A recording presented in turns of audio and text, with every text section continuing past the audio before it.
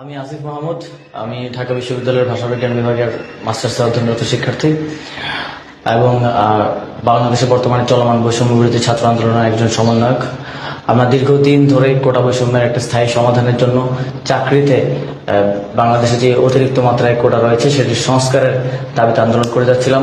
শিক্ষার্থীদের শান্তিপূর্ণ আন্দোলনে সরকার দলীয় ছাত্র সংগঠন, বাংলাদেশ ছাত্রলীগ, যুব সংগঠন, যুবলীগ, পুলিশ, র্যাব, বিজিবি, সোয়াতের মতো স্পেশাল ফোর্স ব্যবহার করে হামলা করে এবং এ পর্যন্ত আমরা 10 জনের মৃত্যুর সংবাদ পেয়েছি। গত 3 দিন ধরে ব্যাপকভাবে আন্দোলনরত শিক্ষার্থীদের উপর হামলা করা হচ্ছে, তাদেরকে নিহত করা হচ্ছে। যখন আমি এই ভিডিও রেকর্ড করছি তখনও আমাদের প্রাইভেট বিশ্ববিদ্যালয়ের শিক্ষার্থীরা আন্দোলন করছেন, তাদেরকে গুলি করা হচ্ছে। আমরা জানতে পেরেছি একজন আহত শিক্ষার্থীকে যে অ্যাম্বুলেন্স দিয়ে নিয়ে যাওয়া হচ্ছিল সেই অ্যাম্বুলেন্সের ড্রাইভারকেও গুলি করে মারা হয়েছে।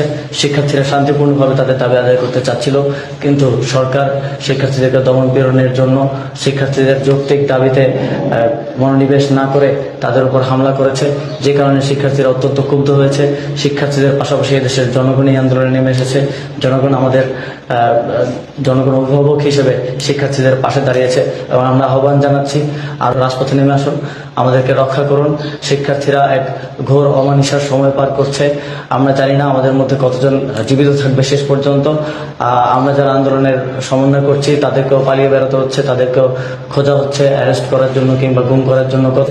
আমরা গভীর শঙ্কায় নিমজ্জিত আছি। বিশ্ববাসীর প্রতি আহ্বান থাকবে, আপনারা এই আন্দোলনের দিকে একটি ক্লোজ লুক রাখুন, আপনারা অবজার্ভ করুন এবং আমাদের পাশে দাঁড়ান যে যেখানে আছেন সেখান থেকে।